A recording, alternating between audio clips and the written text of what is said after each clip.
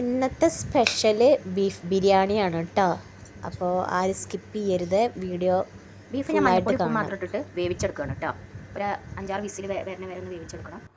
അതാവുന്ന കൂട്ടത്തിൽ കുക്കറിലിട്ട് തന്നെ വിസിലടിപ്പിക്കണം. നമുക്ക് എന്ത് ചെയ്യുക, ഇതിലേക്ക് ആവശ്യമുള്ള ഉള്ളിയും തക്കാളി പച്ചമുളക് അങ്ങനത്തെ ഇനി സാധനങ്ങളൊക്കെ ഇതായി നന്നാക്കി വരുന്നതിൻ്റെ കൂടെ എടുക്കാം. തന്നെ നമുക്ക് ഉള്ളിയും തക്കാളിയും പച്ചമുളകും ഇഞ്ചി വെളുത്തുള്ളിയൊക്കെ ആക്കിയെടുക്കും വേണം.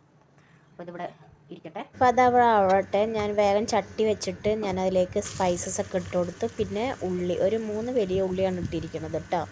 അത് നന്നായി വഴന്ന് വരാൻ കുറച്ച് ഉപ്പും കൂടി ആഡ് ചെയ്തിട്ട് നന്നായി വഴറ്റിയെടുക്കുക.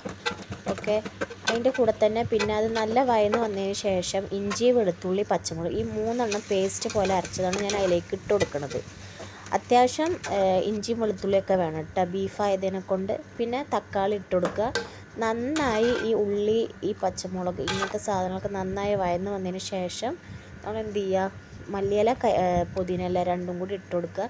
പിന്നെ ഇതിൽ ഞാൻ യൂസ് ചെയ്യുന്ന പൊടികൾ പറഞ്ഞാൽ ഗരം മസാലയും പിന്നെ കുരുമുളക് പൊടി, ഈ 2 പൊടികളെ ഞാൻ യൂസ് ചെയ്തിട്ടുള്ളൂ. വേറെയുള്ള പൊടികളൊന്നും ഞാൻ യൂസ് ചെയ്തിട്ടില്ല.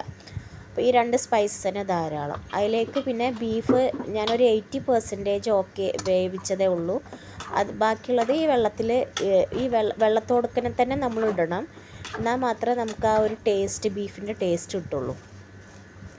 അങ്ങനെ അവിടെ അതാവട്ടെ. അതിൻ്റെ ഇടയിൽ കൂടി ഞാനിങ്ങനെ വെള്ളത്തിൽ തിളപ്പിച്ചിട്ട് ഊറ്റുകയാണ് കേട്ടോ ചെയ്യണത്. അപ്പോൾ ഇപ്പുറത്ത് നമുക്ക് ബീഫ് ഏകദേശം ആയി വന്നിട്ടുണ്ട്. അതിലേക്ക് എന്ത് ചെയ്യുക, നമ്മൾ ഈ വെന്ത ചോറ് അതിലേക്ക് ഇട്ട് കൊടുക്കുക. ഊറ്റി വെച്ച ചോറ് അതിലേക്ക് ഇട്ട് കൊടുത്ത് നമ്മൾ ദം ഇടാൻ പോവാണ് കേട്ടോ. അപ്പോൾ അതൊക്കെ സെറ്റാക്കി വെച്ചിട്ടുണ്ട്. ഞാനിനി ഇതിലേക്ക് നാരങ്ങ മാത്രം പിഴിയാനുള്ളൂ കേട്ടോ. എന്നുവെച്ചാൽ വെള്ളത്തിൽ ഞാൻ സ്പൈസസും കാര്യങ്ങളൊക്കെ ഇട്ട് കൊടുത്തിട്ടാണ് വെള്ളത്തിൽ ഞാൻ അരി തിളപ്പിച്ചെടുത്തത്. അപ്പോൾ ഇനി ഇതിലേക്ക് നമുക്ക് നാരങ്ങ പിഴിയണം, നെയ്യ് ഒഴിക്കണം. ഈ 2 ഇനി ചെയ്യാനുള്ളൂ. എന്നിട്ട് നമ്മൾ ദം ഇടണം കേട്ടോ ചെയ്യണത്. ഒരു 10-15 മിനിറ്റ് ദം ഇരിക്കണം, എന്നാൽ മാത്രം നമുക്ക് നമുക്ക് ആ ജ്യൂസി ആയിട്ടുള്ള ആ ഒരു ബീഫ് ബിരിയാണീൻ്റെ ആ സ്മെൽ ഇതൊക്കെ കിട്ടുള്ളൂ. അങ്ങനെ ഞാൻ ദമ്മിട്ട് വെച്ചിട്ടുണ്ട്. ഞാൻ ഇങ്ങനെയാണ് കേട്ടോ, നമുക്ക് വേറെ ഓപ്ഷൻസ് ഒന്നുമില്ലല്ലോ ചെയ്യാൻ. അങ്ങനെ ദമ്മ് പൊട്ടിച്ചു. ഞാനിത് ഇങ്ങനെ മേലത്തെ മസാല ഇല്ലാതെ റൈസ് മാത്രം മാറ്റിയെടുക്കുകയാണ്. അപ്പോൾ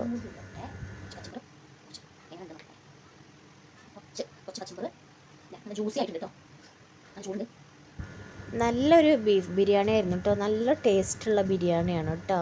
അപ്പോൾ എല്ലാവരും ഒന്ന് ട്രൈ ചെയ്ത് നോക്കണേ.